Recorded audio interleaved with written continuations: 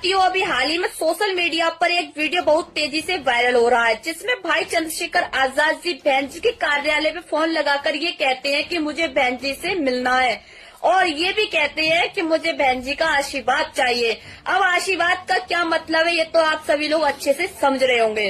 साथियों, कुछ समय पहले जो राजस्थान में चुनाव हुआ था, जिसमें भाई चंद्रशेखर आजाद जी ने हनुमान बेनीवाल से गठबंधन किया, वो हनुमान बेनीवाल जो आरक्षण विरोधी था। साथियों, भाई चंद्रशेखर आजाद जी ने कुछ सीटों पे चुनाव लड़ा, चाहते तो वो अदर सीटों पे बहन जी का भी समर्थन दे सकते थे, पर उन्होंने ऐसा नहीं किया। अब बात करूंगी हरियाणा की, जहां भाई चंद्रशेखर आजाद जी ने दुष्यंत चौटाला जी के साथ गठबंधन किया। वो दुष्यंत चौटाला जी जो पिछले चुनाव में बीजेपी सरकार का सहयोगी था। साथियों, जहां चंद्रशेखर भाई ने जो चुनाव लड़े थे कुछ सीटों पर, वो चाहते तो अदर सीटों पर भी बहन जी का समर्थन दे सकते थे, पर उन्होंने ऐसा नहीं किया। अब बात करूंगी दिल्ली चुनाव की, जहां भाई चंद्रशेखर आजाद जी ने कुछ ही सीटों पर अपने प्रत्याशियों को उतारा।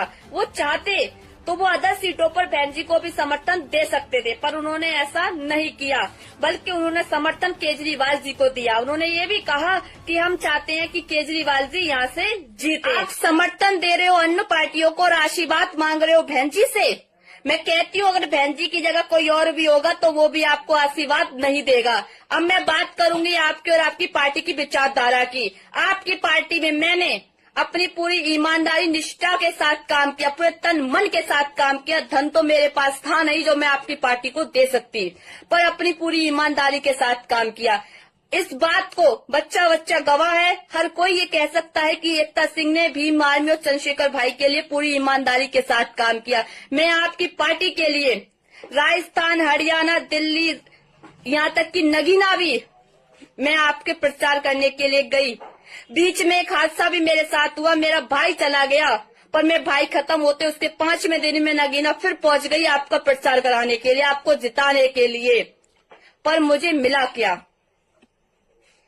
जब जिले और मंडल के लोगों ने मुझ पर टीका टिप्पणियां की, मेरे कैरेक्टर पे उंगली उठाई गई। जब इस बात की शिकायत मैंने ऊपर की तो मुझसे ये कह दिया गया कि पार्टी संगठन की बदनामी होगी, इस मामले को यहाँ दबा दिया जाए।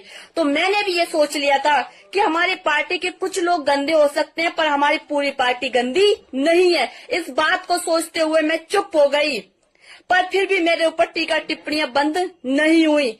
इसलिए मैंने राष्ट्रीय लेवल, प्रदेश लेवल, जिले, मंडल सबसे मैंने यही कहा कि मुझे जिम्मेदारी दी जाए, जिससे कि मेरे ऊपर जो टीका टिप्पणियां हो रही हैं वो नहीं होंगी। पर मुझे आज 1.5 साल हो चुका है।